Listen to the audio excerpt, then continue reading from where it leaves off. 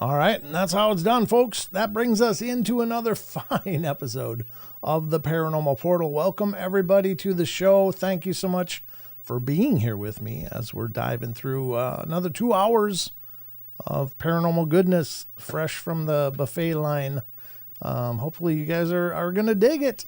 Speaking of digging, Dog Digger just came in over on Rumble. Good to see ya. And HB Girl to You is over there. And looks like a bunch of you are over in YouTube. Got Barry Anderson just popped up in Facebook. Wizard Moon's over in YouTube. Chucky Danger. John Temprin. BJ Lapierre is here. Aggravated Progressive. John Temprin again. Rachel gets it right. Elaine Clifford. Let's see. I'm looking for names here. Chris Driggins is here, as is Phil Funk, T-Bone, Jem Gwyn, and just looking for names here. Looking for names. You guys are chatting a lot. The chat just flies by. Flyer Tuck's in here. Good to see you, Flyer Tuck. And let's see. I said. Kitty Cattywack's in here. And Jokey Rain. Jokey Rain. That's a new name. Nice to see you, Jokey Rain. I hope I'm pronouncing that right. I've never seen a name like that before. That's really cool. I like that. Jokey Rain. Sounds like a musician. You sound like a musician. That's a cool name. Anyway, I might just be making an idiot out of myself, but that's okay. Because Owl 13's in here as well. And then it looks like that's where we started. So it looks like that's who's chatting currently. I know there's several of you here. Isaac Ariola's in here. Good to see you, Isaac, brother. Give our love to Kirsten. Boondock Mojo's in here. Eric Fry is here. Great to see you all. And I'm not alone, folks. I brought backup tonight, and this time my backup will not get cut off after an hour like last night. So last night, if you watched, of course, I had Sheldon with me, and Zoom decided that 1 hour of Sheldon was plenty. It cut him right off. So I brought my other reinforcement, and that, of course, is Mr. Tex Wesson of Tex's Front Porch on YouTube and podcasts. So welcome, Tex, to the show. How you doing, brother? Man, I've had a good day. Like I was telling you backstage, I took my daughters. We had a kind of a daddy-daughter day thing, and Uh-huh. and I took them out. We went shooting and target shooting, and took them out to Dogman Ranch, showed them around, and they loved the place. And it's it was nice. Then when we grabbed lunch or supper on the way back, and Mm-hmm. it was a nice day. It was a nice day. I haven't got to spend time with both my daughters at once in a long time, Oh, because nice. my kids are older. Yeah. So Yeah. um, it was it was a good day. It was a good day. A few weeks ago, coming back from the San Antonio conference, I got a chance to stop in Austin, have lunch with my son because he lives there in Austin. So yeah, it's going good. Going good. Oh, that's wonderful. That's wonderful. And BJ Lapierre wonders if you have pants on for some reason. Not sure what that means, Tex. Well, I was just on Paul's show, and I said I'm going to be on your show Mm-hmm. in about 30 minutes. I may or may not be wearing pants. That's a little bit of overshare, but that's okay. Pants are optional here. In our studio settings, you never know. We could be buck naked from the chest down. You just don't know. But you probably don't want to even think about that. I'm just saying. Somebody might want to think about it. Thank you very much. Do you want to think about it? Yes. Are you flirting, Tex? What's going on here? Maybe a little bit. All right. Well, anyway, I do have sweatpants on, so I guess that counts. But as pants. But yeah, I don't know. I guess use your imagination. However you want to view this, whatever you want to experience. The portal is Only use yours. your imagination with me if you have a big imagination. I'm just saying. I can't even. There's so many things that I would say, Tex, if I wasn't trying to keep this a family show. It's just there's so many Yeah, things. I kind of slide along that edge. Yeah, yeah, you're dragging right on the line there. Oh, Hometown Ghost Stories is in here. Good to see you guys. Thanks for coming in tonight. Of course, our good friends over at Hometown Ghost Stories. If you haven't checked out their show, you're missing out. They do an incredible show, and they are three wonderful guys, and I've really enjoyed becoming friends with them over the years. And we'll have to get them back on the show too. Try to drag them into another. What did we did a kind of a quiz with the three guys and had them compete against each other for a free Paranormal Portal T-shirt. And Jesse won, as I recall, it was pretty tight though. I got to tell you, the guys put up a good fight. They were tooth and nail right at the end there, but it was Jesse. Jesse pulled it in. Hi, K Love. Good to see you. Glad to hear from you today. Thanks for messaging and glad things are going wonderful. Sounds like your world is plenty busy. So good luck to you. It was rigged. Of course. Yeah, I gave Jesse the answers ahead of time, but the other two didn't know that. So sorry, guys. Hey, not trying to play favorites or nothing, but all right. So we got a lot to get to here. Hey, Jason Finch, good to see you. We got a lot to get through here tonight on the show. Of course, we're going to be diving into the news here in moments, and we'll see what the hell's going on in the world. I don't even know for sure, but I pulled up some things for us to discuss. And then we're going to hit the Discord question of the week tonight. This is Chucky Danger's huge contribution to the shows, and Chucky poses a question to our Discord audience, which we'd love to have you guys become a member of as well if you're not already, and you can weigh in on these as well. Just go to the question of the week thread in the Discord and let us know what you think. There are no wrong answers because there are no experts in any of this stuff. Nobody knows what the hell they're talking about for sure. So we're going to get into that. T-Bone's gifted five memberships. God bless you, T-Bone. Everywhere he goes. Josh Casto blew it up last night here on the show, too. It was crazy.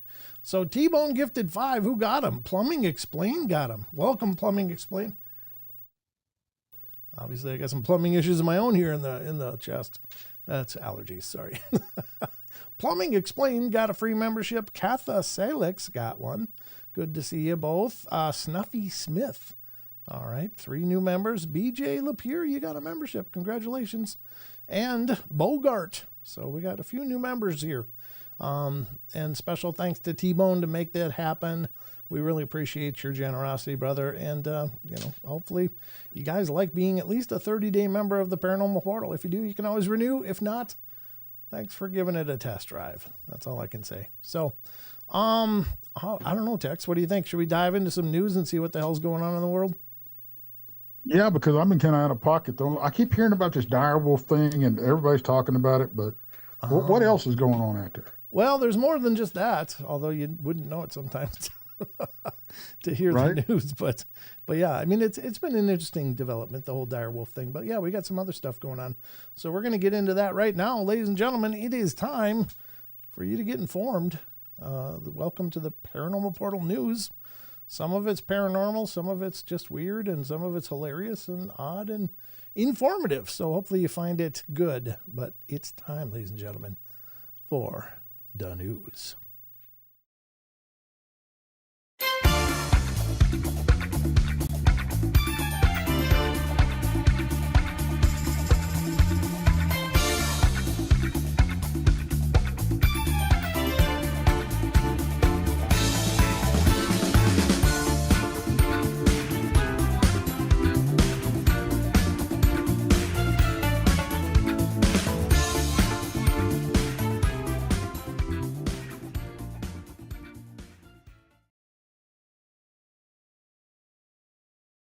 More is there, Tex? That's what I. That's true. That's true. What more can I ask for? What more could a man want? And yeah. I have pants on, or do I? Just saying. Just give you a wink there, Tex, just in case. All right. I've got us running on YouTube, but it's a little lag, so yeah, it'll come. You just wait. That wink's coming for you. No, there it is. I saw it.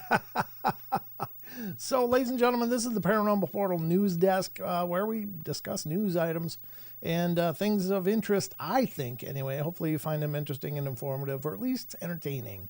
Throughout the course of the show, we utilize a lot of different sites, so please support these sites. We'll go through the names.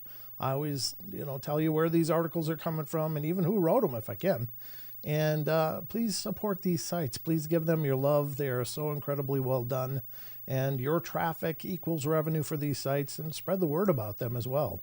They're incredible sites and they're doing a hell of a job. So please let people know they're out there. All right. The first article we're going to get into, I'm so used to using a different browser now, but since I got the new system here, Tex, I'm trying to get it all straight. All right. The first one is going to be, basically all the articles tonight are coming from a site called unexplained-mysteries.com. This one sounds kind of interesting. I think I might have heard rumblings of this one. This is actually an extraterrestrial report that's allegedly based on some declassified information, but you be the judge. Let's get to it now. Push the button. There.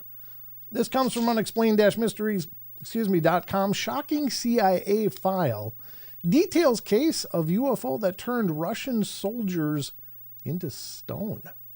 Had you heard of this, Tex? I have not heard of this. This is interesting. Yeah, it's very interesting. It's like some Sodom and Gomorrah stuff here for sure. Yeah, no doubt. I don't know what happened exactly, but we're going to find out in a second after I cough. You got frog in your throat there, buddy? Oh, I got a whole family of them in there. They're just having a party in my upper bronchioles tonight. So, all right, well, here we go. Let's get to this. The remarkable case concerns a close encounter in Siberia that allegedly resulted in the deaths of several soldiers. The CIA's online declassified files archive can be a strange place. If you dig deep enough, you can find references to everything from psychic spy programs to encounters with hostile extraterrestrial entities. One document in particular, however, might just take the cake. A one-page file that contains a summary of a 250-page KGB report on an attack by a UFO in Siberia back in the 80s. That's not really that long ago. I was expecting something back from the 60s or 50s, but the 80s doesn't feel that. Well, maybe it's because that was my decade. So maybe because I was alive for that one, it doesn't seem that long ago. Yeah, you know what?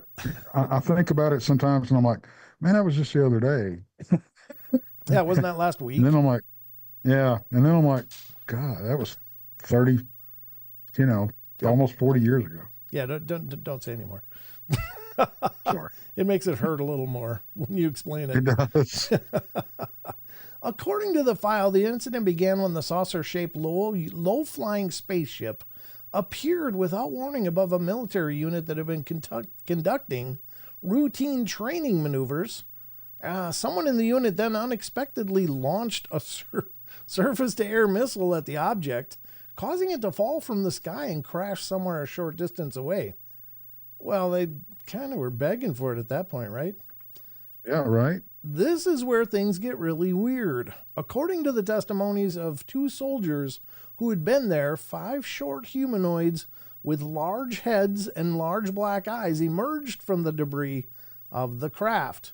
After freeing themselves, the aliens came close together and then merged into a single object that acquired a spherical shape, the report states.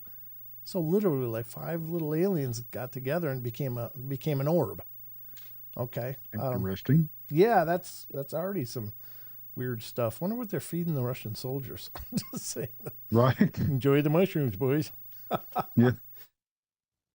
The object began to buzz and hiss sharply and then became brilliant white. In a few seconds, the spheres grew much bigger and exploded by flaring up with an extremely bright light.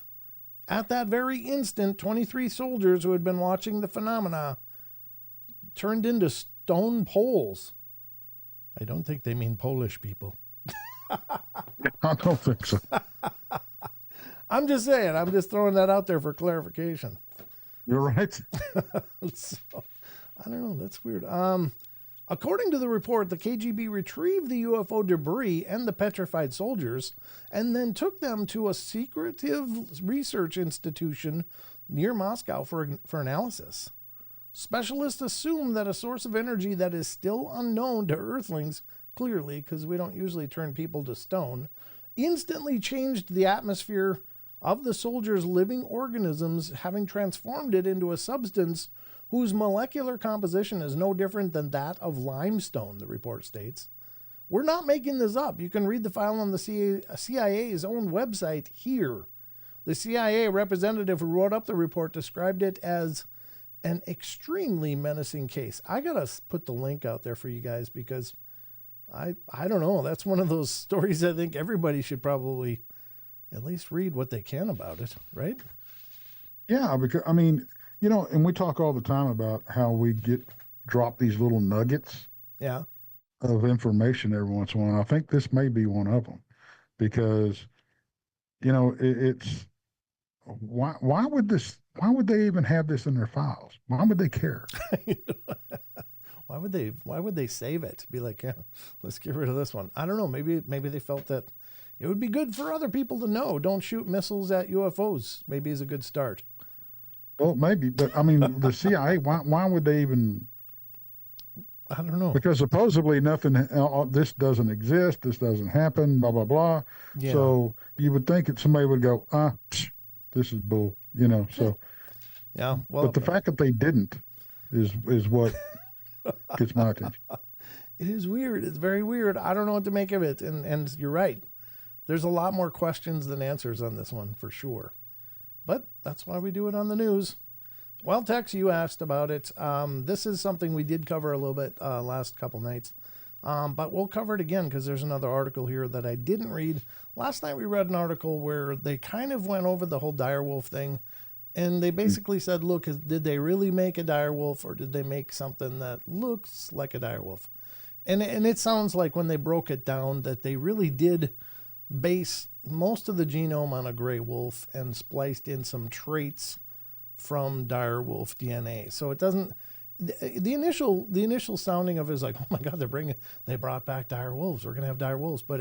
But when you dig into it, it's really a gray wolf with some altered traits is what it sounds like. So, but let's actually read the story about it that I didn't read before because we'd read 2 other stories about it. Let's do it now. Are you ready, Tex? Absolutely. Well, let's do it then, sir. It is from unexplained-mysteries.com.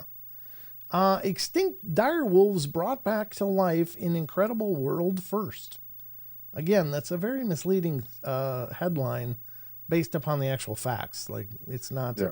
not a genetically perfect specimen, but there's some traits. All right, scientists have announced that they have successfully brought back an animal from extinction for the first time. In news that seems to have come out of nowhere, Texas-based firm Colossal Biosciences has revealed that it has succeeded in bringing dire wolves back from extinction. Again, that's such an embellishment. Making It had this to be Texas, dude. well, you had to say everything's bigger in Texas, even the wolves apparently, because Apparently, yeah. dire wolves are like 30% bigger than gray wolves, which are huge. Yeah. So let's say making this the first time that any extinct species has been resurrected using modern de-extinction techniques.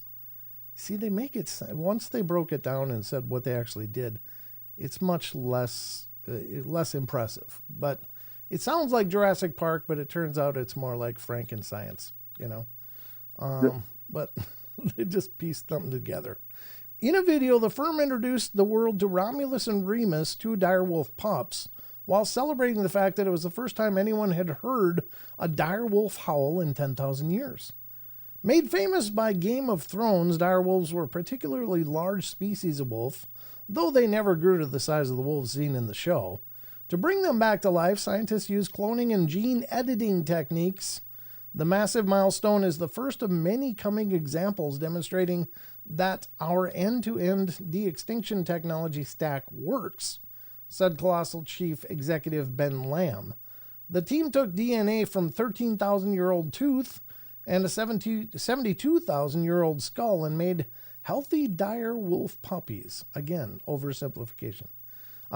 It was once said any sufficiently advanced technology is indistinguishable from magic. Today, our team gets to unveil some of the magic they've been working on and its broader impact on conservation. The question is, what's next? If it is possible to bring dire wolves back from the dead, it should be possible to resurrect woolly mammoths, thylacines, saber-toothed tigers, and more besides. While bringing back the dinosaurs is still beyond the abilities of science, creating a park filled with resurrected prehistoric mammal species could now be a very real possibility. Excuse me, hold on.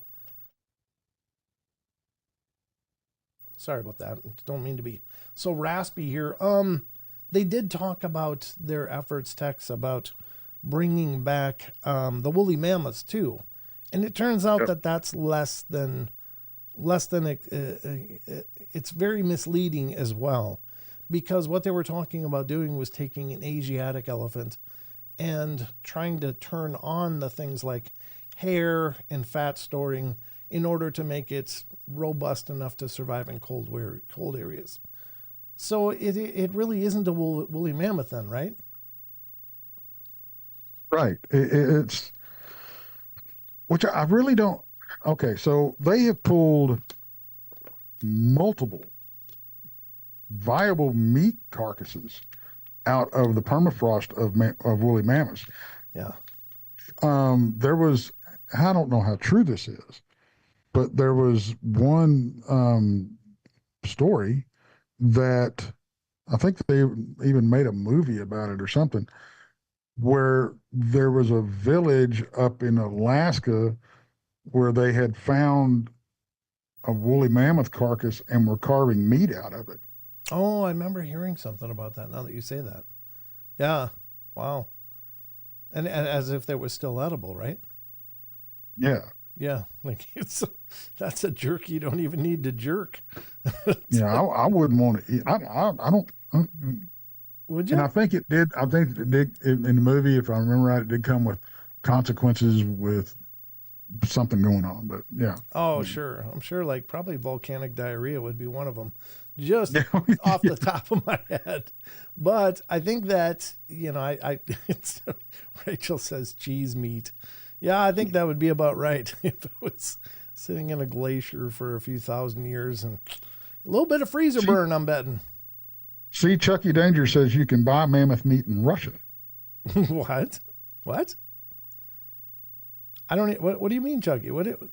I don't understand what that means. Are you being sincere?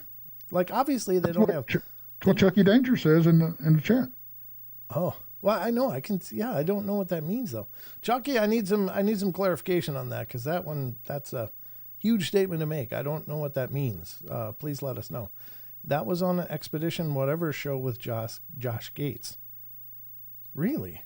Well, I've obviously there's a lot of things I don't understand here. If somebody's carving mammoth meat, well, then why don't they have a complete genome of it? Why would they just need to edit Asiatic elephants and try to make them look like mammoths? Yeah, see, the math ain't math in here, as usual. Yeah, it's very strange, very strange. There was just a mostly intact body of a woolly rhino found last week, so that'd be cool too. I mean, I'm honest to God, I'm kind of cool with them bringing back mammoths, bringing back woolly rhinos, and even dire wolves, the real ones. I don't know that they should be trying to sell the fact that our science is so good it's like magic. I mean, especially when they're just taking gray wolf DNA and editing it with dire wolf traits or what they hacked from dire wolf genome. I don't know. It just seems like a con job at that point. It's kind of cool, but they're just creating a new species. They're not reinventing an old one. So right. I don't know. That's just my take on it. But like I said, hell, if they could open Jurassic Park tomorrow, I want to see a Diplodocus. I want to see what that looks like to stand next to a creature that huge, and even a T-Rex through, really safe windows or whatever. I don't know. Well, I don't know. If we learned anything from that movie series, I know. there is no safe place. Life finds a way. That's what they say. Yeah. Mm-hmm. But Jeff Goldblum will probably. Absolutely. Jeff Goldblum's still around, so he probably make sure everything was okay. That's true. I'm thinking. Maybe not. But anyway, that was a story you might not have heard, but now you heard.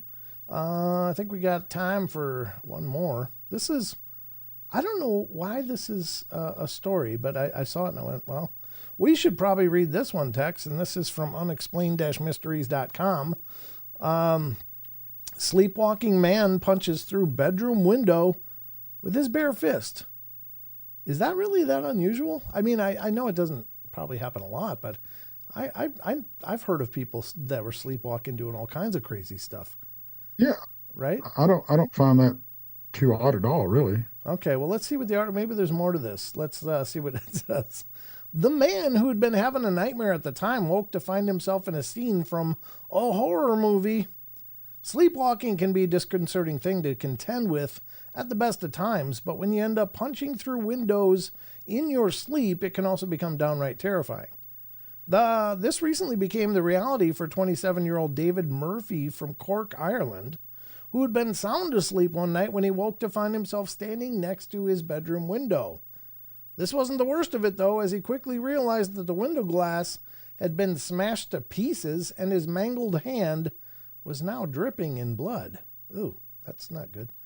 He later recalled that he'd been having a nightmare at the time in which he believed himself to be trapped inside a shrinking room. In a bid to escape, he'd started pounding his fist against the walls, only to awaken to find that he'd actually punched through his bedroom window. I experienced sleepwalking before, but nothing like this, he said. After he woke up, his girlfriend took him to the local hospital where he received 45 stitches. Ooh, he really did a job. His injured hand also required weeks of physiotherapy in an effort to restore his full use of it. Oh, he tore it up. He got ligaments and muscles. He tore up some tendons in that deal. Murphy has since spoken to a psychiatrist about his bouts of sleepwalking.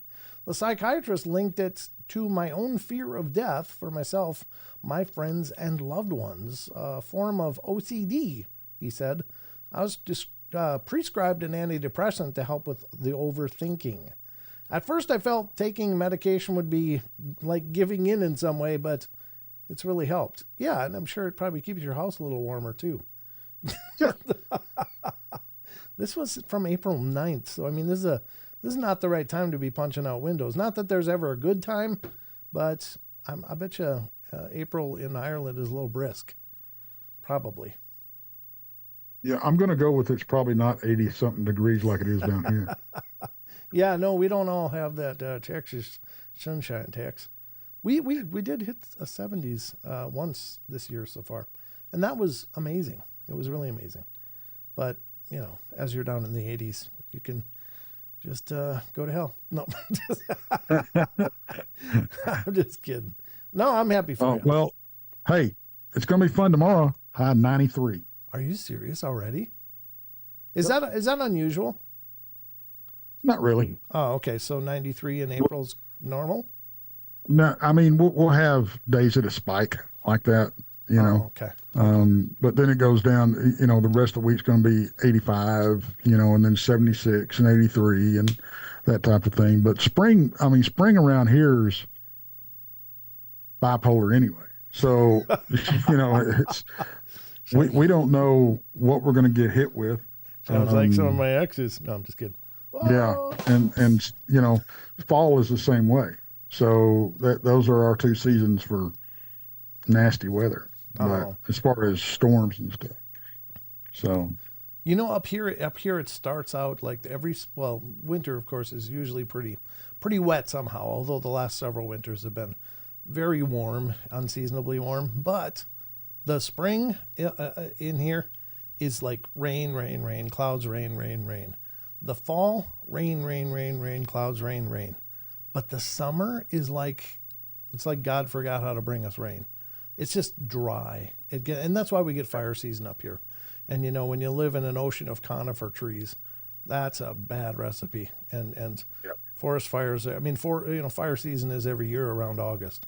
And then you get orange sunsets and stuff all the time.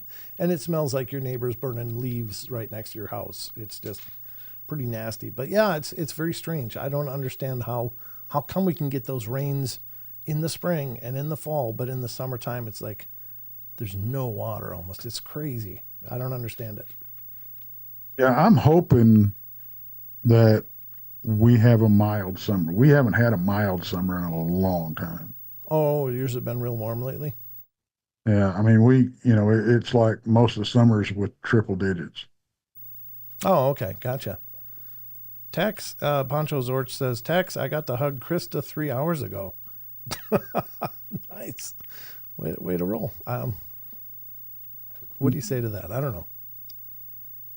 Congrats. Congratulations, Ponch. Well, there you go. All right. So, all right. So that's going to wrap. I think that's going to wrap up the news. I think we've all become a little more informed than we were. And hopefully you took something good away from it. So let's get back to the rest of the show, ladies and gentlemen, and see what the hell else is going on. Sometimes I'm not real sure. Here we go.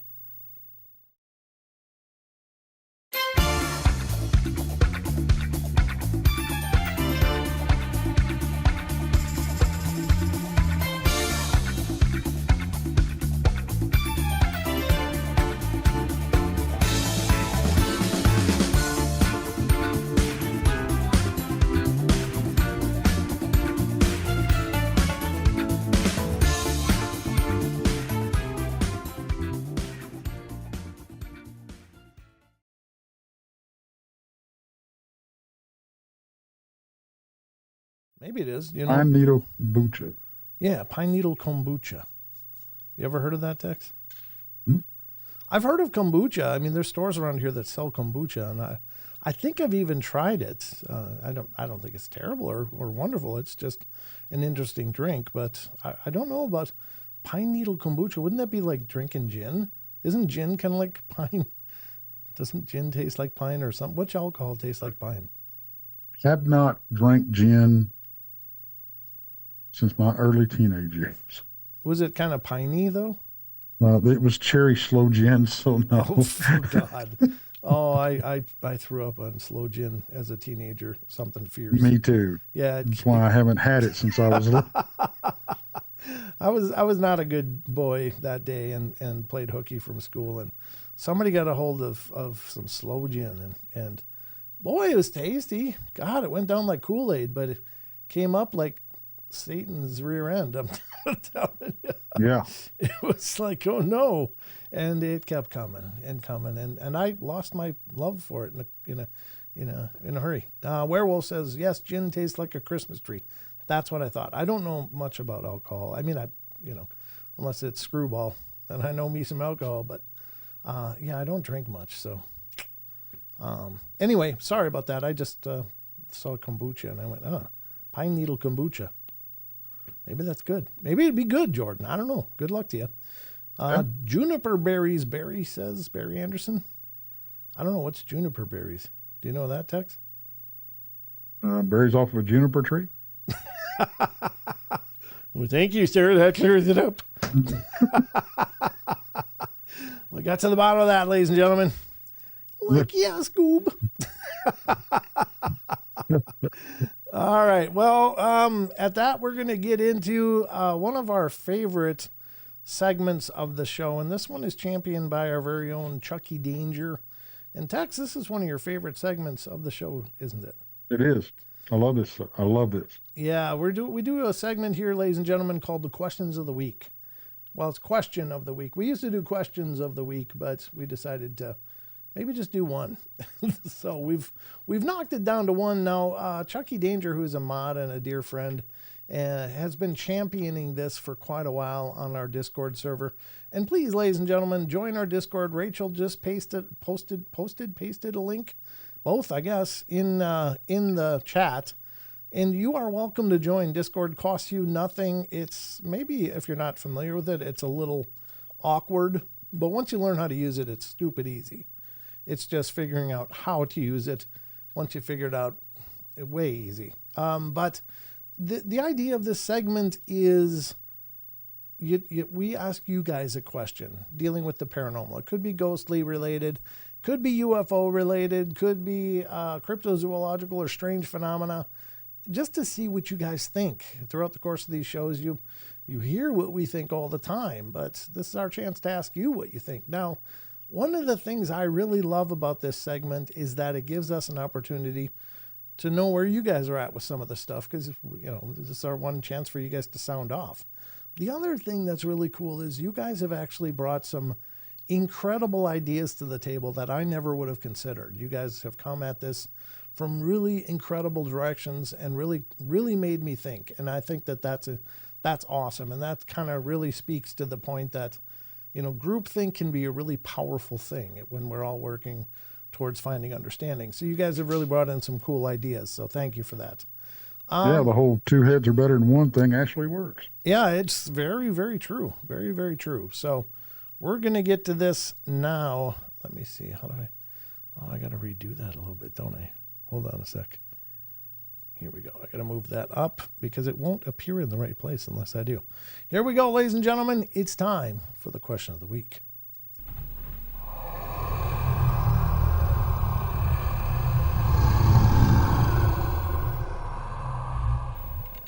All right, here we are. Let's get to the right camera angle here so we can look at it.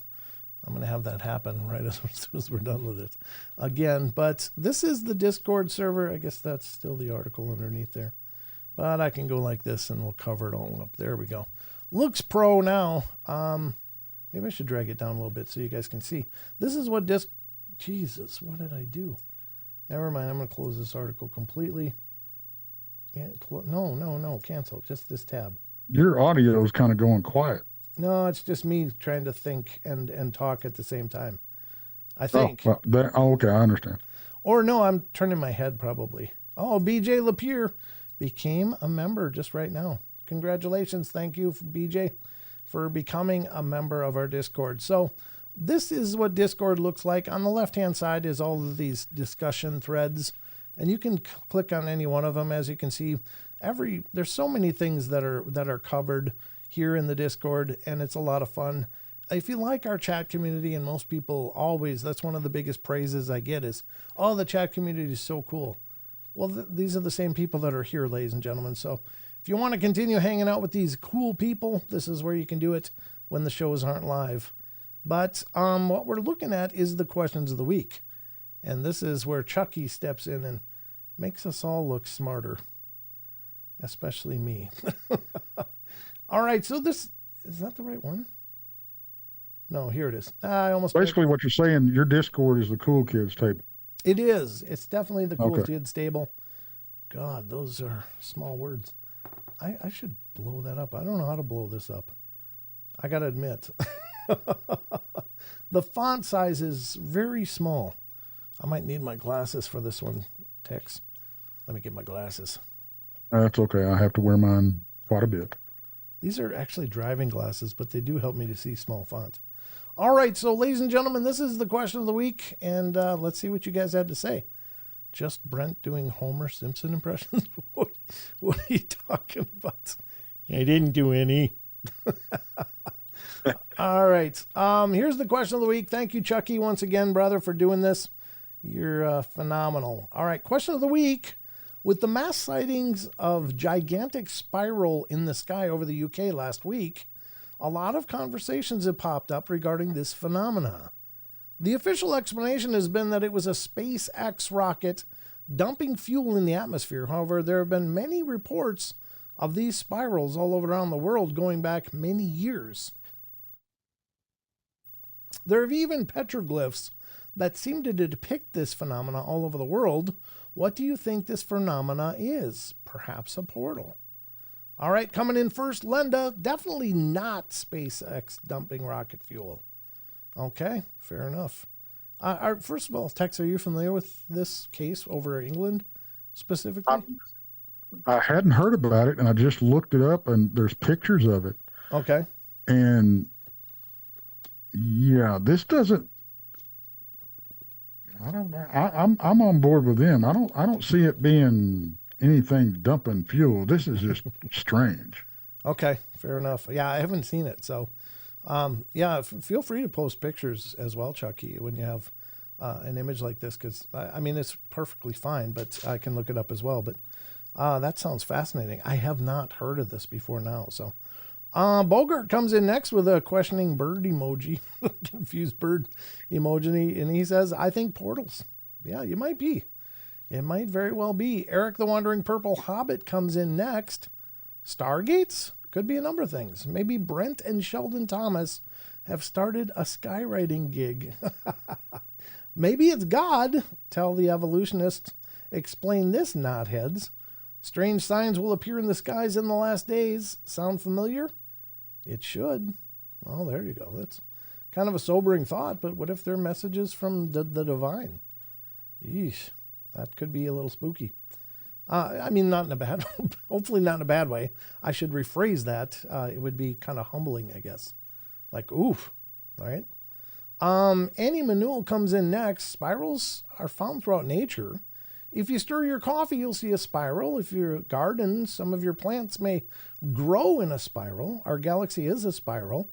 Why is this so? Because it's a basic form within the energetic limits of our universe, especially with the Fibonacci sequence is at play. Your coffee doesn't go in a spiral vortex because you're growing a spiral vine, nor do all spirals have esoteric significance, but some do. I like to follow the rocket launches. Rocket fuel spirals are common. After the launch of a Falcon 9, they often appear over places of low population like Alaska or New Zealand, and not heavily populated Europe. Their explanation is much like that of stirring a cup of coffee. The rocket spirals like a coffee spoon in the atmosphere when it releases the extra fuel, so the fuel spirals too. We're at the bottom of the coffee cup's spiral vortex, and that's why we see the frozen fuel glittering as it does above us. This does not mean that the spirals do not have symbolic significance. They're common petroglyph where drugs like peyote have been taken by shamans because that's what they see. Their culture will attribute the meaning. Some hermetic practices may put an emphasis on the mathematic perfection of a Fibonacci sequence found throughout nature. Some take it as an insight into the structure of creation. Structural similarities point towards the deeper construction of the universe and what that means. To me, this does not necessarily mean they're related on a mundane level. This doesn't preclude wonder or awe. That's up to each person. That was incredibly comprehensive. Wow. What do you think of that one, Tex? Well, okay. So why haven't we heard about this before? Well, these spirals have been going on for, I mean, the big one was, I think one of the first ones ever reported was over Norway. And it was just this crazy spiraling pattern, and everybody's like, what the hell is that? I mean, it stood out like a sore thumb, like a glowing spiral up in the north. Well, that's what this is Yeah. from the pictures I'm seeing. Yeah, and everybody had no idea, and then an explanation came that it could have been from a rocket launch. I think this was prior to SpaceX, though, but it is possible that that's exactly what's happening. I was wondering though, are they intentionally? If it is, let's say it is a booster. I don't know Right. what they use. Do they use a liquid hydrogen? Well, they're saying this is happening on reentry. On reentry. Okay. Yeah. Well, that's weird, especially since SpaceX captures those boosters again. Why would they dump fuel? I wonder. I don't know. I mean, I have way too many questions without any kind of grounded answer or ability to answer it. But I don't understand if that's an intentional maneuver to get rid of excess fuel, and why would they just dump it up in the atmosphere? If it's just liquid hydrogen, well then okay, that probably is not doing any harm. But if it's like some kind of rocket fuel, then that might be a little more concerning. But I think they run on some solid fuel or hydrogen, and if that's the case, it probably just would convert to water at some point again. But very interesting. I don't know. If anybody knows, what do they use for propellant in those rockets? I've heard solid fuel. I've heard liquid hydrogen. And when it burns, apparently the vapor, the clouds you're seeing after a rocket goes is supposed to be literally clouds. Like it's supposed to be water vapor. But I don't know that that's exactly true. That's just a version I've heard through the years. But here you go. Chucky did put pictures. There we go. Oh, and it's actually got some dates on it. Here's 1981. This is the one over Norway, I think. So are you seeing this, Tex? Hang on a second. Sure, it'll come. Whoa, what the hell did happen? Yikes. It disappeared. Yeah. Those are the images that I'm seeing too. So okay, yeah, and there's different dates on each of these from the captures. New Zealand 2022, Hawaii 2023, and then there's a picture from 2025. Why is it poop in the bed? I mean, it literally is showing a poop emoji on my screen. I can really literally say it's poop in the bed here. I don't know. Very cool, but thank you, Chucky. I guess you were thinking way ahead of me. I appreciate it, brother. You're a brilliant guy. All right, but yeah, I mean, hey, go ahead. So the Falcon 9 uses a kerosene and methane based fuel. Oh yeah, I don't think you want to spray that all over the upper atmosphere, do you? I wouldn't think so. While that was the Falcon 9 and Falcon Heavy use kerosene RPU as fuel, while the new Starship and Super Heavy rocket uses the Raptor engine, which uses liquid methane and oxygen as fuel. Oh, okay. That's probably cleaner.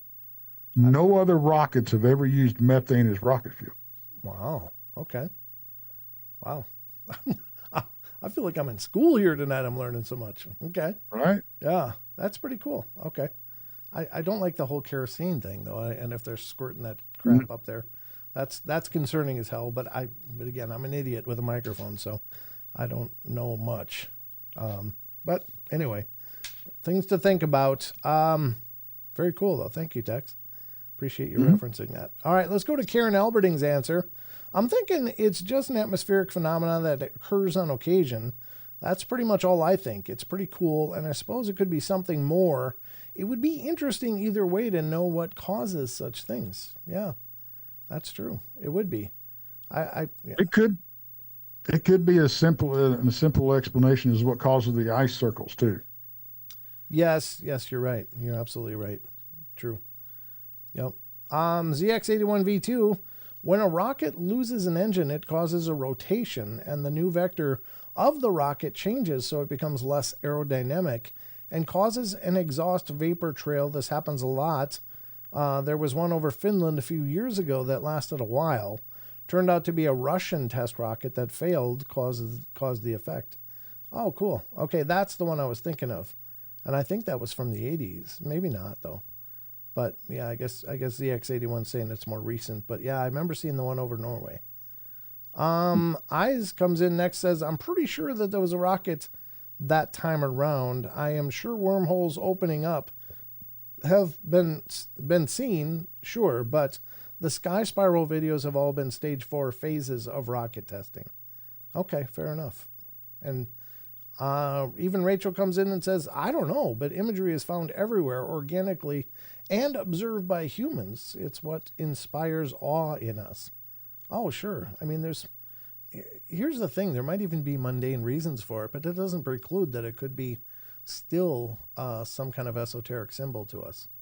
Right. You know, I mean, you can't just say everything that comes. There's this old, I don't know, it's kind of a joke, but it's kind of a one of those, I guess like a parable or a, what is it? Fables, Aesop's fables, that kind of things. In the story went like this. It was like, and I'm going to butcher the hell out of it, ladies and gentlemen, but the point I'm making is that it can still be, have a divine reason, even though it has mundane causation. So the story goes, there was a guy that was out in his boat on the ocean, and his boat sank, and he was clung onto some debris out in the water, and he was a man of strong faith, and suddenly a boat came up. It says, "Hey, ahoy there! It looks like you need some help. You want to come on board, and we'll get you back to shore." No, I'm good. God is going to save me. Don't worry about me. I'm good. My divine God is going to save me. The guy's like, "Oh, okay. Well, good luck." And they take off. And he's out there for a couple more hours, and suddenly a big ship comes along. And the man overboard, and they're throwing these donuts out to him, trying to get him to come on board. No, go ahead. God's going to save me. I'm just fine. Just go. Leave me alone. God's going to save me. And they're like, okay, well, so they ship off. And it's about, I don't know, 3 more hours. And the guy's just clinging on. He's getting cold. He's weathered. He's worn out. And then a helicopter comes. The spotlight comes down, and they're dropping ropes in the floaties and stuff. And the guy's like, no, God's going to save me. Just get out of here. And so they take off. And then the guy goes under and never comes back up. And he's standing up before God. He's like, God, what happened? I knew you were going to come and save me, and you didn't. Why did you forsake me? And God goes, dude, I sent you a boat, a ship, a helicopter. What the hell do you want? You know? Yeah. So I don't know if that's relative or not, but the meaning is when you see a symbol, if it triggers something in you that has significance, then it's powerful, regardless of how it got there. It could be it could be the way your cereal spilled on the floor might make a shape that is just so profound to you and triggers something. And so it doesn't mean that it's not important or relevant. So I don't know. Well, how many times has Mother Mary been spotted in a piece of toast? Yes. Jesus too. Yes, exactly. I honest to God, this is a true story. And it's not one that I've told very often, but it is a very true story. I was going through an incredibly tough time. It was after the collapse of my first marriage, and I was just sitting in my old house all by myself and just beside myself, just racked with, all these emotions as you're trying to piece together something of a life. And I was just laying in my bed, just feeling all kinds of terrible. And behind my house, I had this big cedar tree. And I love this tree. It's a big, huge cedar in Minnesota. And I don't know. I mean, sometimes the sun would shine through. Well, this day I had a wood grain file cabinet next to my wall, and I'm laying on my bed, and I'm just sitting there just kind of staring. And then I start to see this motion. And I looked over to that file cabinet, and honest to God, it looked like some artist created this. But it was the face of Jesus that was created by the light coming through that cedar tree. And it was just sitting there, just looking peacefully at me. And it was a chance of the light, sure. But I really believed it was a strong message to me. Like, you're not alone. I'm here with you. We're in this together, and you're never alone. And it was such a beautiful, comforting moment. Now, anybody Yep. could look at that and go, well, it's just, the light came through. Pareidolia, you just saw this face. Yep. But I never saw it before that, and I never saw it after that again. And it could have been just the right day, the right light conditions created this 1 in a million thing, or it could have been the reassurances of a loving father, So to me, it was incredible. So, and that's what See, to me, that's no different. That's no different than, well, Krista tells a story about her cousin that recently passed, and got into the car, and his favorite song was playing, yeah. and she felt that Yep. he's okay, everything's okay. So yeah, people get signs all the time. So yeah, that doesn't surprise. I mean, I'm with you on that one. Yeah. All right. Yeah, it was a Absolutely. beautiful moment, and But it's exactly what I needed at that moment. well, and going back to your point, too often, I think people ignore them when they're thrown right in front of them. Yeah, yeah. Amen. So there you go. But interesting stories. We only got a couple more left here. Steel City Stacker comes in and says, I don't take the SpaceX explanation for any of those. A perfect spiral in the sky. I've seen a fuel dump myself, and it had no look of what we were talking about. So it brings me to this conclusion. Is it an atmospheric phenomena? Is it a porthole? He says porthole. It's a portal. Or a passageway through time. Because of the He's a Tex fan. He's a Tex fan, must be. Yep. Because of the documentation of this throughout the ages, it's definitely not a new phenomena. Not sure what it is, but I really don't think they're all man-made, if any of them. Yeah, fair enough. And you could be right. I don't come at this with any kind of knowledge at all. I think it's all fascinating. And John T ends it up and says, no idea. Yeah. Pretty good answer. All of them good answers. Yeah, that kind of covers it right there. Right there, no idea. Yep, fair enough. Yep. So there it is, folks. This has been the Discord question of the week. I hope you found beautiful value in all of this. Did you enjoy it, Tex? I did. And my daughter told me when we were coming back home, my oldest daughter told me that there's going to be a pink moon tonight. Really? Oh, wow, cool. Yeah. It's pretty cloudy here. I wonder if I'm going to go look for it, though, because I missed the last moon that was supposed to be so spectacular. I missed that one. I guess it was a lunar eclipse, was it? The last thing that came through? Well, I think there was would have been some blood moons, and I can't keep up with all of them. Yeah, yeah, maybe it was a blood moon. Maybe that's what it was. But I went and did a live from Brown Spring Cemetery during that big lunar eclipse. Oh, did you? Or the big solar eclipse? Was it? No, the big lunar eclipse. Hell, I don't remember. It was an eclipse. That big one that everybody was talking about. Okay. Yeah, I think it was lunar, wasn't it? That was a lunar eclipse. But cool. All right. That has been the question of the week, folks. Let's get back to whatever's left. I know we got some cool things to come, so let's get to it. Here we go. Where is it? Oh, here it is.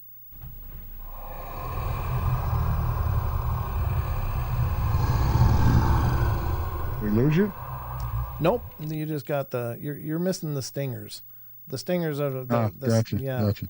So you can't hear them. So unfortunately, you'll see it on your screen soon that it happened. But if you hear the dead spots, it's just because there's an animation playing. There should be sound with it, but since that's not going through Zoom, you're not getting the sound. Sorry about that. I will sort all of this stuff out eventually. Well, you told me that before the show, but I'm like, yeah. That's the point where you bust into some karaoke, Tex. That's it. Yeah, I think that's about time. Speaking of that, then if the first time we're ever able to get together is in September, we got to do some karaoke, brother. Oh, I'm all over it. All right. I am ready. All right, me too. I can't carry a tune in a bucket, but I'll. That's okay. We don't have to sound good. Just got to have fun. That's it. That's what I'm thinking. Yep. So we should get into that when that comes. But ladies and gentlemen, then that'll be a conference this coming September. So far, I know I'm going to 2 conferences this year. I had such plans for going to many conferences this year. This was going to be my year to just get out there and go to conferences, but it just hasn't worked out that way at all. Having to replace a computer definitely put a kink in a lot of my plans. But Oh, absolutely. yeah. So I don't know, but we'll be getting together in Missouri in the end of September at the Crossing Realms Conference, ladies and gentlemen. So if you can be there, it'd be great to meet you. You can meet Tex, you can meet Rob, you can meet Paul, Krista, Brandy, Danielle, Monica. Donnie Cho, Jason's going to be there. I'm going to be there. Randy's going to be there. Everybody's going to be there. Everybody, just everybody. So it should be a good time. There's going to be meet and greets. There's going to be all kinds of great things going on. And if you're just in the neighborhood and you don't want to like go in and pay to go in to see the speakers, you can still come and tour all the booths and talk to us. So just love to meet you guys. That'll be in, what is that town, Tex? Richmond, Missouri. Richmond, Missouri. And I don't remember the dates. It's the 20-something. 19th and 20th. 19th and 20th of September. And that's in Richmond, Missouri. I think the tickets are available on Eventbrite. If you want to buy tickets ahead of time, they are. You can get them and join us there. And so that would be fun. I'm also going to be in Phenomicon this year. I will be down there in probably the same place I was last year, which is in one of the side hallways next to the main conference hall. I had a great time last year, and I hope some of you guys can make that. That's Vernal, Utah, and that'll be the beginning of September. So between now and then, I got to find some more conferences that I can get to. There's another one in June that's going to be happening in Medellin Falls, Washington State, and that's kind of a smaller one, but there's going to be some great speakers there and stuff. And I'm not doing a booth there, but I'm going to go up and just hang out a little bit and say hello to everybody. Well, you could come over, June 6th and 7th is the Alabama Bigfoot Conference. Alabama. Okay. Alabama. I will be emceeing that as well. MK Davis is speaking. Ryan Edwards is speaking. Melissa Adair is speaking. Oh, fantastic. Okay. Yeah, I mean, that's a possibility too, or something else. I just want to get out there. I want to get out there and meet you guys. So, all right. Sorry, don't mean to crash in. Been down since TFR. What? You're always welcome, Joseph Crow. You're always welcome to crash into our portal anytime, brother. But yeah, come to the portal. I think, Linda, you were going to be at the one in Vernal, you said. So I hope you're there. Yeah. Sorry, had a little piece of my dinner left. Came out of my teeth all of a sudden. It's like, yeah. All right. Saving that for later. Yeah, apparently I didn't even know I was, but I found out I was. So, we're going to get to some other weirdness that we've been working through. We've been going through an article that was sent to us by the wonderful Rachel Gets It Right. And I didn't just close that, did I? No, I'm okay. I'm okay. I had to remember what the hell I'm doing here. All right. This is an article that we've been going through. Did we do this one? Yeah, we did this one. Okay. This is an article we've been going through from a site called DidYouKnowFacts.com. DidYouKnowFacts.com. And these have been really cool stories that are cited in this article. I can't give anybody credit for the respective stories or where they were sourced, but I will tell you that we're on number 8. The stories, I'll put this up on the screen so you guys can see the actual image of the article, but here you go. Night shift workers share their personal tales of paranormal activity. And I don't know. I work night shifts. Well, Tex, you worked night shifts and had some creepy things happen, right? Absolutely. I had a shift partner call me after he died. Yes, that's right. I remember you sharing that story. I got to get my mouse over here and make your face more full. I've got you chopped off right now. There you go. I'm going to grab another 3 gallons of your 5-gallon hat. There we go. Now you're in the screen. Yeah, I work nights as well. And I got to tell you, I worked in an old correctional facility that was built in the early 1900s, and maybe late 1800s as I come to think of it. It looked just like a castle, and the building certainly had some crazy vibes, but I never had anything happen. And I was there all hours of the day in every nook and cranny of the place because I ended up being part of the crew that mapped all of the corridors and entries and exits for a fire code update that we had to do. And I went in places of that facility that no one had been for decades. And it was really cool. Even up into this old tower that was hundreds of feet up in the air. It was really cool. But I got to tell you, I always expected something to happen there, but I never really experienced anything. But I lived in plenty of old houses, and does seem to be something with the night and the paranormal. Not exclusively. I think there's plenty of paranormal stuff that happens during the day, too. It's just we're probably less likely to notice it. But at the night, you hear everything because it's all quiet, you know? So let's get to this article and find out just what the hell's going on. We're on number 8. As I said, who wrote this, by the way? I'm going to say that. This is, Matt Gilligan. I always love that last name. Gilligan. From August 23rd, 2020. All right, let's get to number 8 here so we can get started on where we were and get to where we're going. Oh, I just felt a draft suddenly. A very cold draft. Oh, I didn't turn on the ghost box. That explains it. But yeah, right against my arm here. Trying to get your attention in other ways. Oh, over here on this arm, it was like very frigid. So it actually feels good. I'm a little warm. So keep it up, please. I'm good with it. But let me turn on the ghost radar. What's the date today, Tex? 12? Yes, the 12th. Okay. All right. The ghost radar's on. So we'll see if anyone's visiting, because I just felt that ice cold, and it felt good. But yeah, it was definitely, there it is again. Yeah. That's weird. Huh. Because I'm just in a room.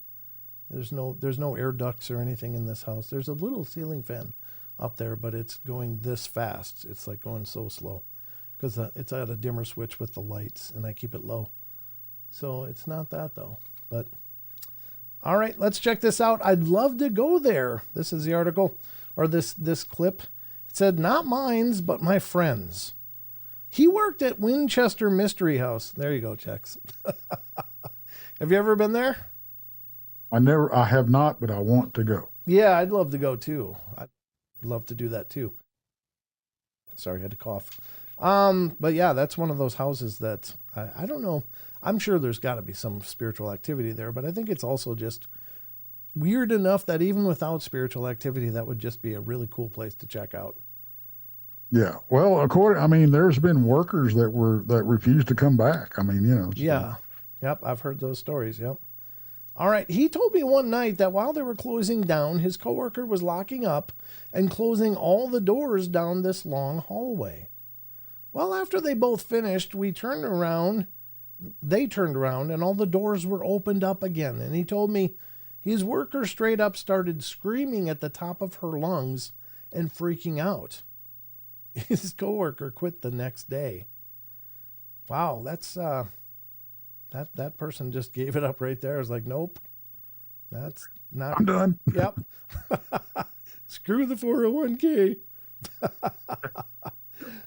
All right, the next one is number 9, the Queen Mary. Once I worked security in an event at the Queen Mary. I've heard the stories and such, but tried not to believe them. Well, I tried. The area was empty and my shift wouldn't be over for another 2 hours. It was dark, cold, and there was nobody around. Everyone was busy and dancing and enjoying the music in the main hall. A man in a suit was walking towards me, smoking a cigar. When he approached me, I told him this area was no smoking, but I didn't smell anything. And when he walked past me, it got really cold. He continued down the corridor, and I just kind of shrugged. When I looked back, he was gone. Vanished completely, and there were still 20 to 30 feet for him to clear, and he definitely didn't sprint the rest of the way. How about that, Tex?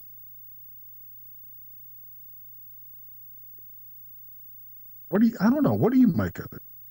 I think it could be residual because by all intents and purposes, it doesn't sound like it actually interacted or even acknowledged him. Right. It just walked. And if you see someone smoking a cigar and you don't smell it,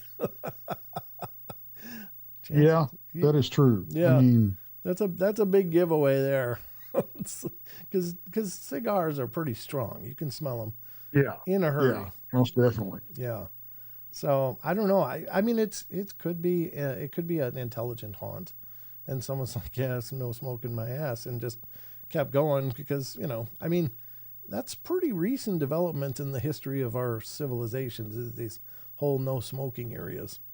I remember seeing pictures of me in like my little bassinet as a baby, and there's an ashtray right next to me. It's like, yeah.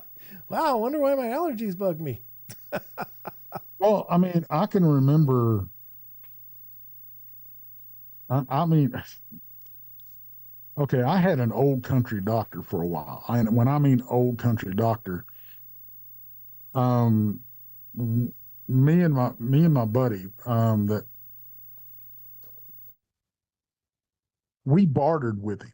We would go and we went every 2 weeks and got B12 shots. And but even when we had to go see him when something was wrong, we paid him in fish. Really? Yeah.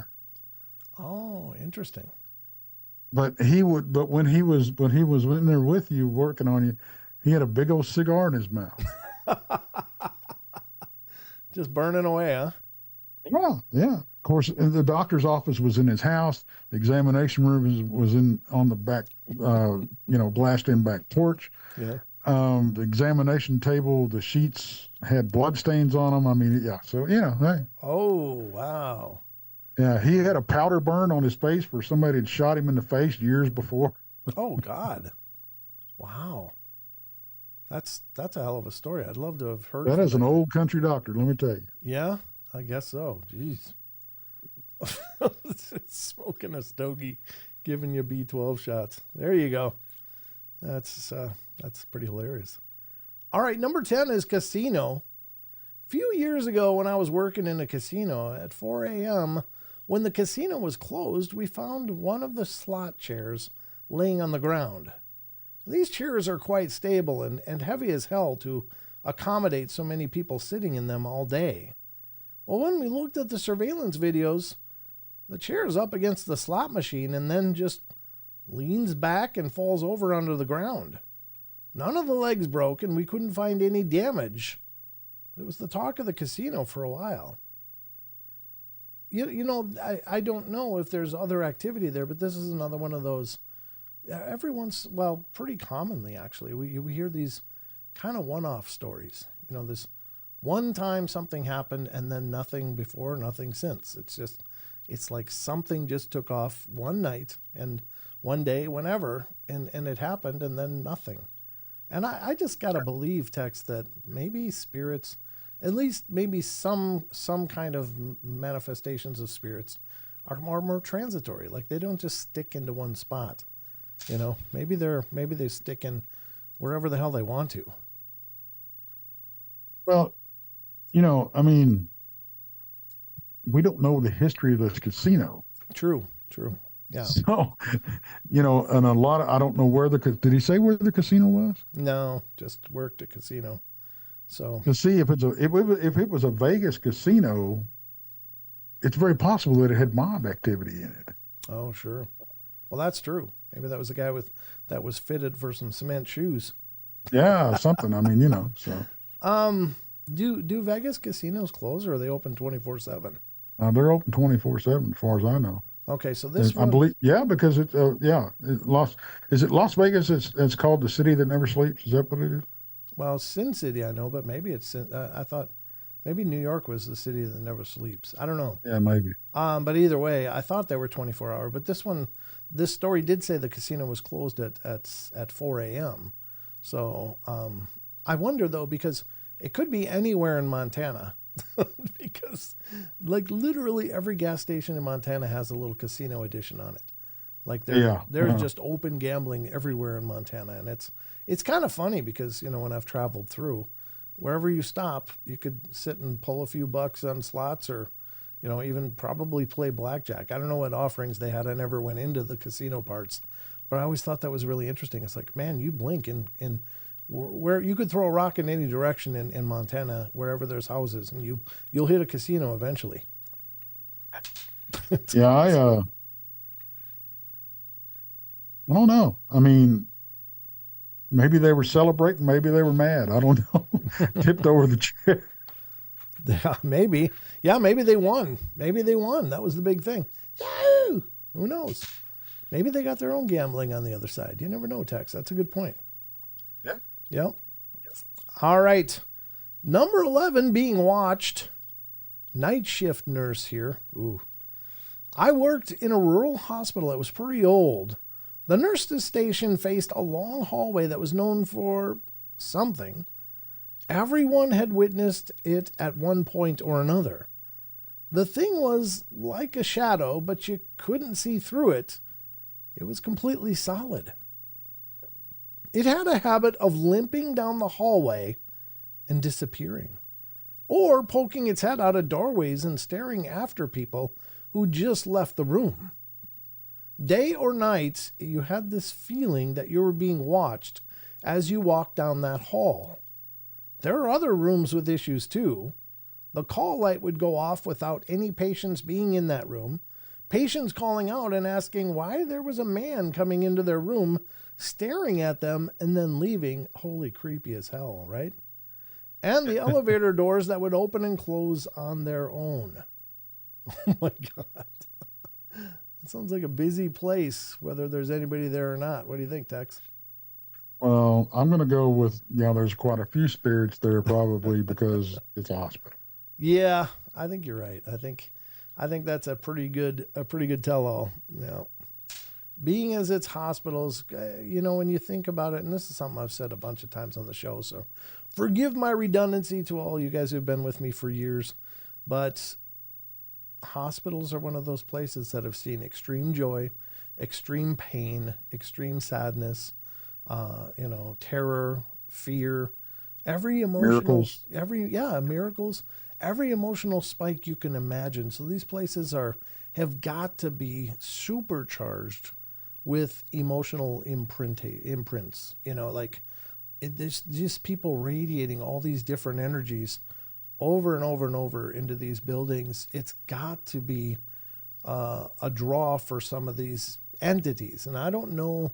I mean, there's also certainly the idea that some people don't know they're dead and they're still hanging out in the hospital because that's where they think they're supposed to be. Maybe they're, mourning their own passing and how their life was cut short, or any number of things. But they are like the perfect storm for hauntings, really.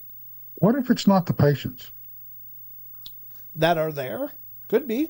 Yeah. Could be What if it's projections. what if it's doctors and nurses that have passed and they love their work and they're going back? There's many hauntings that have included people seeing old school shift nurses in the old white hats running around. Yeah. They would do rounds. They would do rounds just like they did in their life. And these hospitals would still be functioning. Some of them were long since abandoned, but they would still see the nurse. One of those amazing pictures. God, I actually met the person that took the picture, but it was from, where is it? What is that? Waverly Hills. The picture of that ghost woman coming out of that doorway. And I ended up talking to the person who actually captured that picture. And it was pretty amazing, but I mean, that was a phenomenal capture. And it's believed to be the spirit of a nurse that worked there that became pregnant from a doctor who was married. And back in those days, you were in trouble having a child out of wedlock. And so I think she either did herself in or was done in for her. There's a lot of question marks there, but I mean, she's still there, allegedly, and what a tragedy. So Absolutely. yeah, horrible things. But let's go to the next one, and this is number 12. Something felt off. I work at a jail on the East Coast. I work 6 p.m. to 6 a.m. Well, usually we don't have much going on in paranormal terms. I've had supervisors tell me in the past about who died in cells that I walk past every night, and suicides by hanging. I'm not laughing because that's funny. I just think it's kind of a hazing thing. Like, oh yeah, be careful when you walk by such and such cell. It's like they try to, sometimes your coworkers that have been there longer will kind of haze you in that way just to get a rise out of you. I worked in a prison. I'm familiar with this kind of stuff, but never really felt anything myself. But one night I was working down in our max area and just felt that something was off. It was 2 a.m. It was a bit cooler than usual down in that area too. Around 4, my fellow officers and I got a phone call from the shift captain and said he saw something odd on the camera in that section. Well, I went down to his office to take a look, and you can see a small ball of light come out of the cell, just float around the day room area where the inmates are allowed out. And it floated around the table for 20 seconds and then went back to the door. Then it came out again for another 10 and went back. It wasn't a bug because it materialized out of the door. It was only caught on the camera too. We watched those sections all night and never saw it with our eyes. Wow. So I have a cousin who's like a brother to me. We grew up exceptionally close. He's the one in Tennessee that I always go and visit. And he works at a prison in Tennessee. And he works the watch and has all the cameras and stuff. He's called me many nights, 1 or 2 in the morning. Dude, you won't believe what I just saw. He was watching a unit once, and he saw at the desk is a chair, much like the one I'm sitting in. And it was just there. And suddenly, he said, as he was looking at the camera, the thing shot across the room and banged into a wall. And it's apparently happened a few times in that unit. And there were other times where everything was all shut down for the night. And he would see this shadow figure out in the yard walking around. Sometimes it looked like an orb. Sometimes it looked like a shadowy person. But all the count was cleared. Everybody was in their rooms where they should be, in their cells. But he would call me many times and just say, dude, you wouldn't believe what we just saw. Wouldn't believe what just happened. And he used to work the overnights. He doesn't anymore, but Yeah. But it was definitely, there was some things going on in that place every night or many nights. So that's another one of those locations, Texas, like a superstorm for paranormal. Yeah, absolutely. Regular hospitals, psych wards, jails. Yep. I don't. I wonder if churches are like that, because you don't hear many people investigating churches. You're right, though. Churches have a lot of activity. I've been in a few that were very haunted. Yep.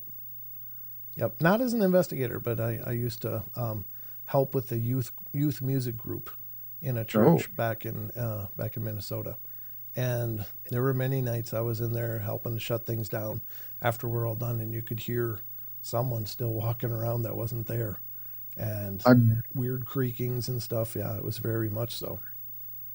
I do know that there is a church here locally, and it's still an active church, that when the alarms go off periodically for no reason. Oh, sure. And it's gotten to where the cops won't go if they don't have, they won't go in there because the doors close behind them. They hear voices and all kinds of stuff. Yeah. So they're like, nope, I'm not going. Yeah, exactly. Nope, no need for it. Just in good earth.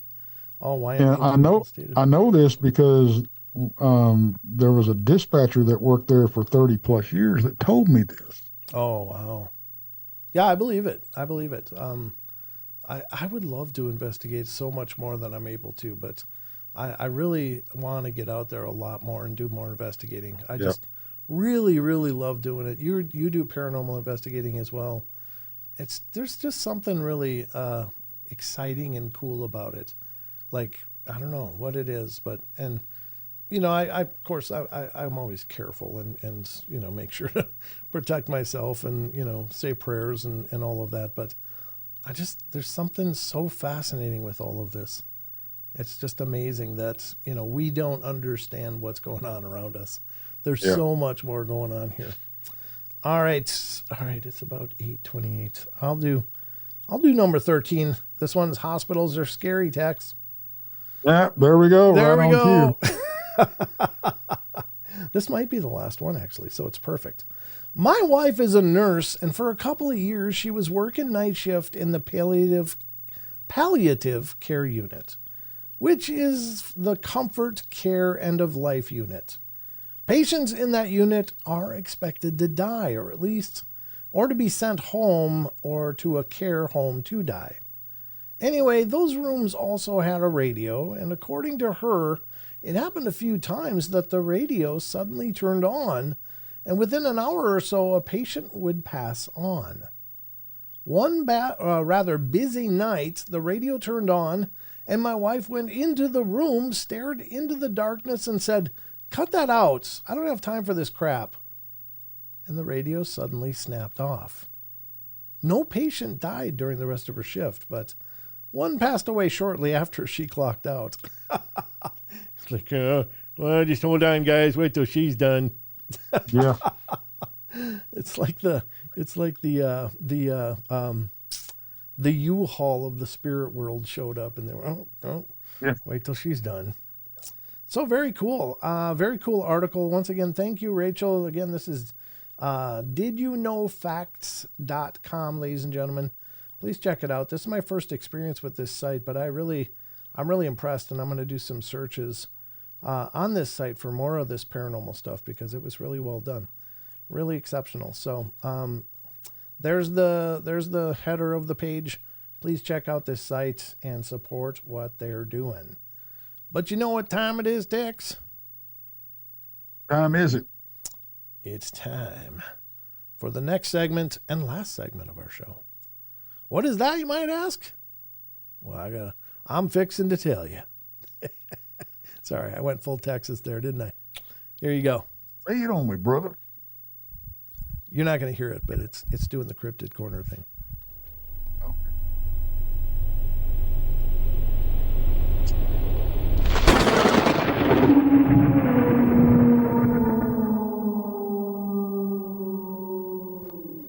Did you hear that? No. Didn't you? I put my headphone up to the ear, or my headphone up to the microphone to see if you could at least hear that. All right, Happy Dog Lady came in. Jim Harold has one about ghosts that liked the Golden Girls. It was also a hospital or a nursing home too. That's really cool. You know what I just noticed? What's that? I've seen all three of those critters that you got on that video. Oh yeah. Now you've got the full Monty there, don't you? You've seen a dog man, you've seen a Bigfoot, and now you've seen a crawler. Yeah, that's true. That's true. You got the trifecta there, buddy. Now you just got to get over to Scotland or Ogopogo and look for a lake monster. I'm betting if somebody's going to find it, it'll be you. Tex will come back with his fishing lures and dragging a big plesiosaur. Yeah, there you go. I found it. Bagged this one on Nessie. Yep. Brent needs to do cartoon voiceovers. I've been saying it. I've thought about it. Actually, I did sign up for a site where voice actors pitch themselves, and I've thought about it. But the problem is a lot of the cartoon voiceovers I do somebody else already does professionally, and so it's just not the same. I don't think they're looking for a Herbert Simpson or something instead of Homer. if they ever want to explore that on The Simpsons, I'd be happy to come in and do Homer's long lost brother. That'd be fun. There you go. That'd be fine. I would do that because it would be just different enough. Yeah. You got Homer Simpson. You got homeless Simpson. I mean, whatever. I could do homeless Simpson. Hey, you got any money? Windshield. Yeah, come up and wash people's windows on their cars. Yeah. Oh, that's not very funny. I'm being mean now. Sorry. Well, there, please, no full Monty from Tex, Werewolf says. I don't know what that means, but that sounds a little innuendo-y. I don't think Tex is going to give us the full Monty. I don't believe so. But you never know. Well, depends how much, I mean, if we can set a goal and we can hit the goal with super chats, hey, I'm willing to do anything. Yeah, save it for your OnlyFans, Tex. There you go. All right, ladies and gentlemen, we're going to get to the cryptids. Where was the crawler? It was on the transition screens. Oh, you mean the one Tex saw? I don't know if you want to go into that, Tex. Where did you see? Yeah, I mean, I can if you want me to, sure, but I mean, it's a cryptid corner, so that's perfect setting for it. Okay, we can do that way. No, this last trip out to Dogman Ranch, for those of you that don't know, I'm in the middle of a private investigation, and we've made 3-4 trips out there, and we don't go out there and just walk around for a couple hours. Okay, we go out there and we spend days and nights at a time. So this last trip we were out there, and it was our final night there. And the property owner, Ulerson, sometimes you'll see him in chat, had come across this pole barn, and this is 2,000 acres, folks. So, but they'd come across this pole barn, this old hay barn. The wood had been taken off the outside walls. Tex, I'm gonna run get a drink quick. So take it away. Oh, go ahead. Yep. So there was still wire that they had around the inside of the walls. So we're walking up. We went out there during the day, and I really didn't notice anything. And but they were Ulerson and his wife were kind of getting a hinky feeling from this place. And but I said, well, let's come back tonight and check it out. So there's 5 of us, and we were walking up. We parked the trucks, and we were walking up this place. And I was kind of in front of everybody. And I saw this thing go up the side of this barn next to this tree and on top of the barn in a flash. I mean, it was like, it was so fast, but it was a dark ash color and it looked like Spider-Man crawling up the wall. Okay. The only way I know to describe it is what we, talk about crawlers looking like, or rakes, whatever, ghouls, whatever you want to call them. So there's a set of stairs. They're the prefab concrete stairs that you use for job trailers and stuff like that. Sitting over by the barn. So I took it on myself. I'm going to climb these stairs so I can get a look on top of the barn and try to figure out what I saw or something. So I walk up the stairs, I'm standing on top step, and I'm looking on top of the barn best as I can, and I'm talking to this thing, who are you, what are you, whatever. I don't see anything, so I turn around, I'm going to come back down the stairs. I go to step off the top step, and I thought at the time that my foot got wrapped up in a briar. That's what something was wrapped around my ankle. And I went head over heels off of the top step and fell about a half a dozen feet from the steps on the ground. And I hit pretty hard. Luckily, like I always say, bumbles bounce. So I got up, I was mad, but Ulerson's wife,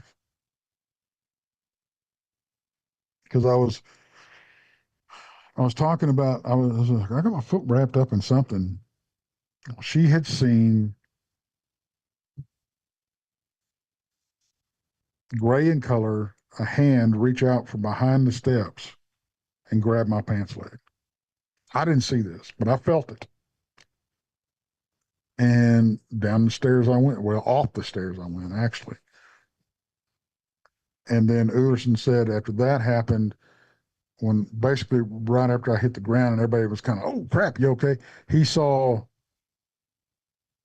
a figure dart along that side of the barn. So I I told everybody, get in the trucks, leave, let me do my thing, leave me here alone for about 10, 15 minutes.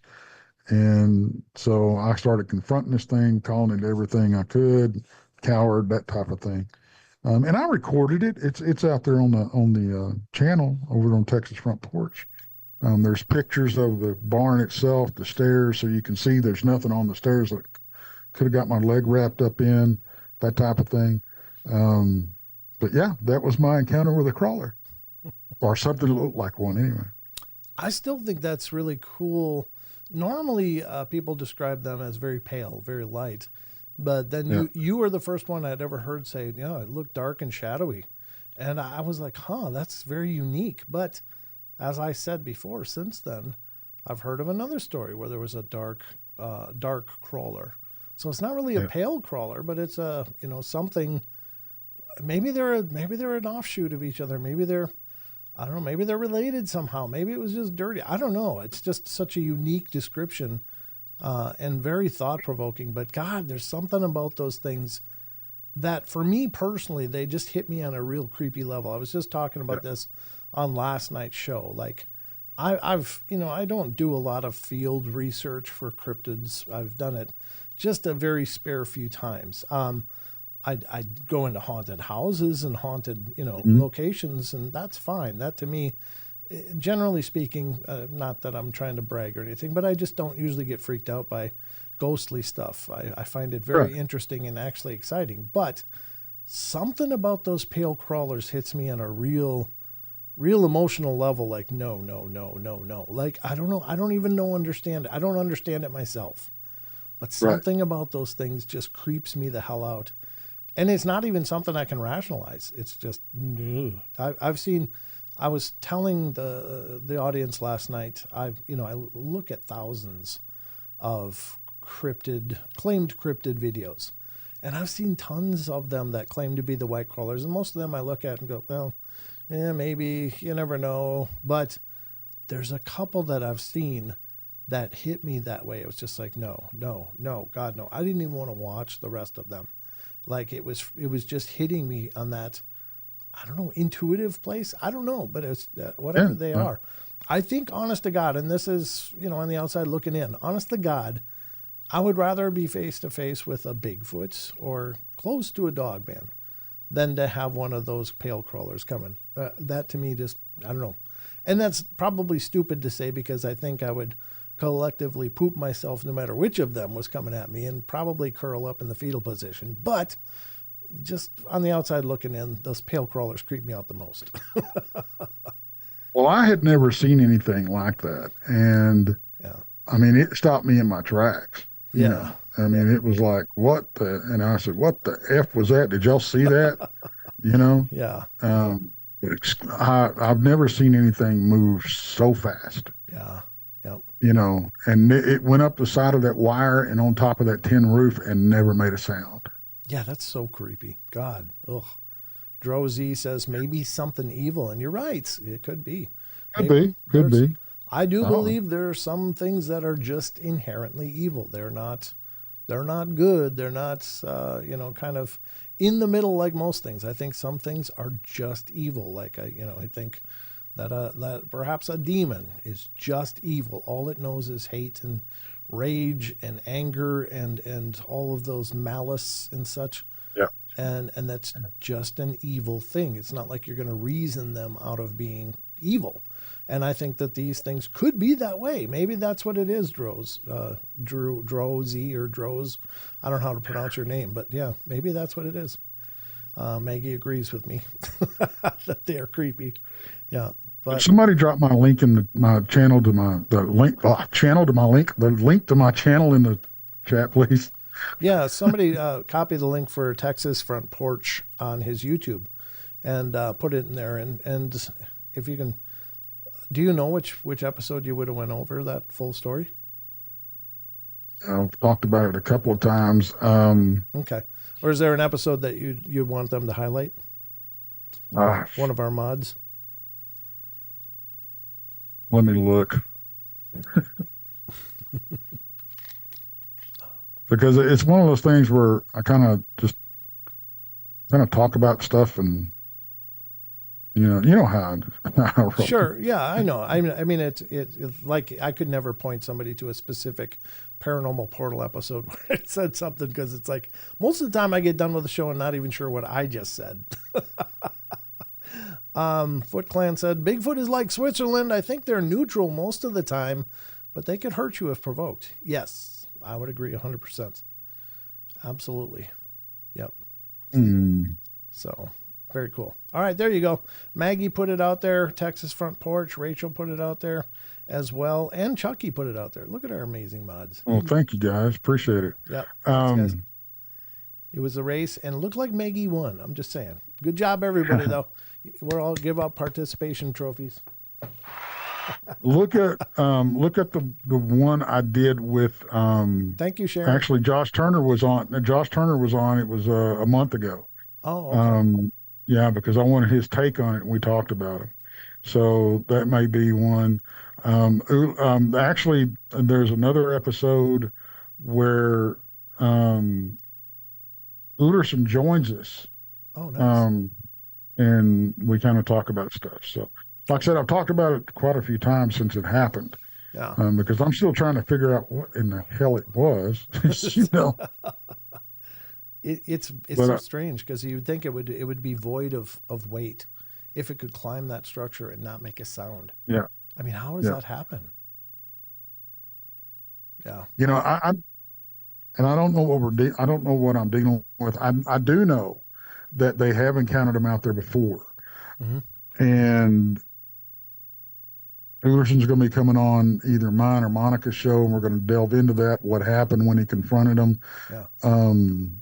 But these things have been. You got to understand, his family's had this place for 100+ years. Yeah. Okay. So at the age of like 12, 13, these things were tapping on the window telling him to come here, on his bedroom window. Wow. Okay. So, and when I described what I saw that night, you should have seen the look in his eyes. Oh, really? Yeah. Oh, God. Yeah. He was, some very expletive words, and he was like, those again, crap, and he was immediately on guard. And, but yeah, I don't know what I'm dealing with. The next trip we go, I am planning on setting up a second campsite there at that pole barn, and I'm going to stay up there by myself at least a night and see what I can figure out. God, you have testicles of titanium, Tex. Jesus. I don't know how you do it. They say there's a fine line between bravery and stupidity, and believe me, I have been accused of jumping that line more than once. I'm just saying. You're like Evel Knievel over that line. I don't know, but it's no different than you investigating the paranormal. It just these things don't bother me. I don't. I got to respect that. I wish that wasn't the case for me, but and maybe it's because the only encounter I had was when I was 14, and since then I've never had another one. But that left such an impression on me that it was just terror. It was just terror, and I get it. I really do. But I've been. I had my dogman encounter when I was 16, and I guess I went through that for almost a year, not being scared to go do what I wanted to go, what I loved to do. Sure. And I'm just not going to let that happen anymore. And it's just because these things have obviously had plenty of chances to snatch me up and do whatever they wanted to, and it ain't happened. Yeah. No, you're right. You're right. Now, don't get me wrong. I'll probably get my upcomings because I poked the bear quite a bit, but yeah, I don't know. Yeah. No, I mean, I do respect it. Believe me, I really do. I just figure, well, I don't know. And it's not like one is more dangerous than the other. Yeah, I believe honestly you're right that these things are so capable, they are so quick, they're so strong, they're so agile and fast that if they wanted you dead, you'd be a corpse before you even knew you were down. I mean, Absolutely. yeah, there would be Absolutely. nothing you could do except die quickly. If they wanted it that way. So obviously they don't, or at least they have the restraint to know that it causes problems for them if they do things like that. And maybe it's just that. Maybe it's just because, gosh, when we do something to them, then thousands, hundreds of them are in our woods, pushing us out of our territories and stuff. Mm-hmm. So maybe it's more self-preservation. Maybe it's not an act of compassion. Maybe it's self-preservation. Like, yeah, when we screw with those guys, bunches of them come, and they bring dogs and guns and stuff. So let's not do that.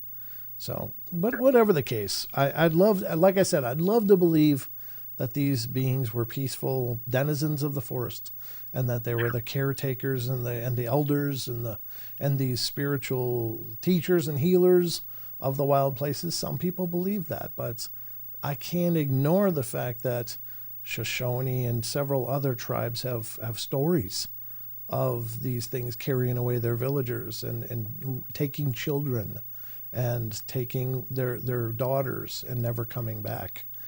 So Yep. there's plenty of cautionary tales that you can't ignore. Oh, absolutely. Yeah. So. But to me, these cryptids to me are no different than dealing with other dangerous wildlife. Yes. Fair enough. That's just how I approach it, Mm-hmm. and I treat them with the same respect. Yep. I am a lot more worried about being cornered by a bunch of damn pigs than I am anything else out there. Yeah. Yeah. Yeah, I think that would be terrifying in its own right too. And some of those pigs are big as cryptids too, like that hogzilla. I mean, forget about it. You couldn't kill that thing with a car. It would kill the car. Yeah, exactly. It's like, well, yeah, those are some big ones. Yeah. Well, I think it's, again, I don't mean to push the narrative that these things are horrible and dangerous, but I think you said it exactly right. I think you've got to regard these things with caution, with respect, Mm-hmm. with what they could do. Like, and as Wes Germer says, you wouldn't go up and try to pet a grizzly. You just see it and you respect the distance and you stay back and I think he's absolutely right that, just by knowing what they're capable of is enough to go, well, yeah, let's be friends. Well, yeah. I mean, I carry a firearm.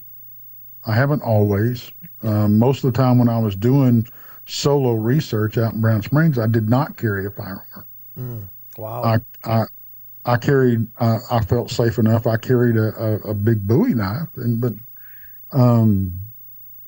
but then we started having really bad pig issues and really bad.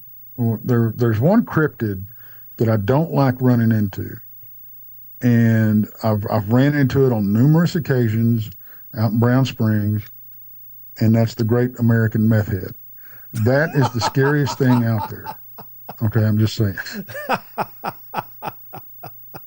Yeah, they can be pretty dangerous animals too. Yeah. Yeah. That's true. Nothing like a tweaker to wreck your vacation. Yeah. I'm telling you, that is scarier than anything else you're going to come across. The American Meth Head. Yeah, I think they've been substantiated by science though, Tex. Well, they have, but yeah, I don't know. They still trot me as a cryptid.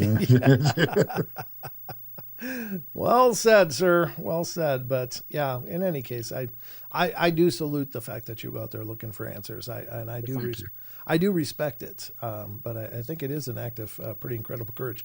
If I ever get down there, I would love for you to take me out to this place. I really would. I'd go with a group of people.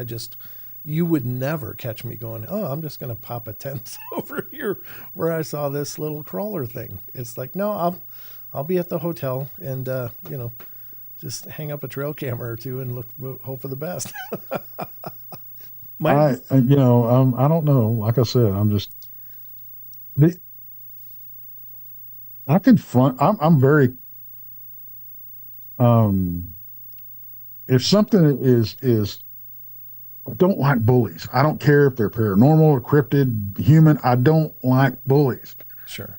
Okay, and a lot of times I think that's how these things act, Hmm. especially on the paranormal side, or these like these crawler things. They want to intimidate you. Guess what? Wrong person. Yeah. Okay, I'm just saying. Yeah. I'm not going to let them intimidate me because I think they draw energy off of that. Yes. No, You I know, agree. Yep. Fear can definitely motivate an escalation for sure. now don't get me wrong. When we walked up, that this thing startled me. Okay, Mm. it didn't scare me. It startled me. Oh, sure. Um, but yeah, I mean, it's will I there will the day come where I bite off more than I can chew? Probably.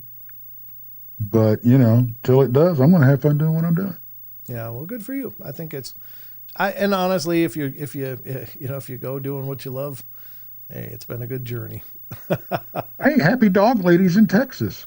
I saw Hey, that. yeah. She just said, let me know if I'm ever down in Texas. I will definitely let you guys know.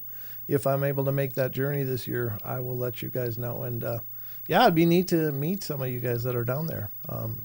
Yeah, because if you make it down here, I'm taking you to Brown Springs. I'm taking you to Dogman Ranch. Mm. Yeah, we're gonna do some We're we're gonna. gonna do some romping around for sure. That sounds awesome, brother. But I tell you what, I will go anywhere I'm able to go, and always, it's having a family and stuff. Obviously, I'm not just a 20 something guy that I'll just got to go Right. down here. I have commitments, I have responsibilities, and I've got a family, and then there's obviously the monetary you know Absolutely. constraints. I wish I was a wealthy person, but I'm a happy person. But if I can make it, I will definitely make that investment and come down there and of course at the very least I'll see you in September. But I'm hoping to see you once or twice before then if that can happen. So. And if I do go to any of these places, folks, I will let you guys know because I would love to meet any of you guys that are able to make that happen. If you're in the areas where I'm going to, I've met some of our listeners, like Justin Goodearth is a wonderful guy.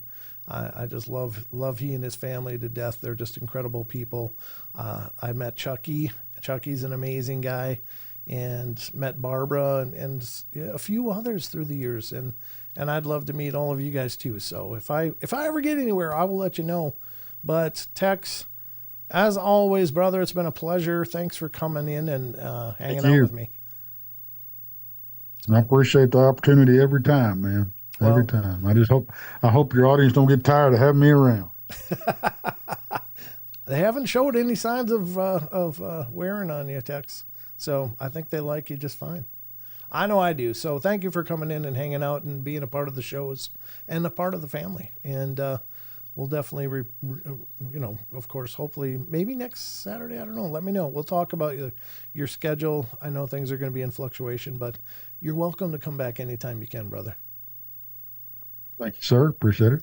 This is another home for you anytime. So, ladies and gentlemen, that's going to wrap it up for us here on the show. I hope you guys enjoyed the show. Thank you. It was nice to see some new names come up. I saw DK popped up and said something I was going to comment on, but I lost it.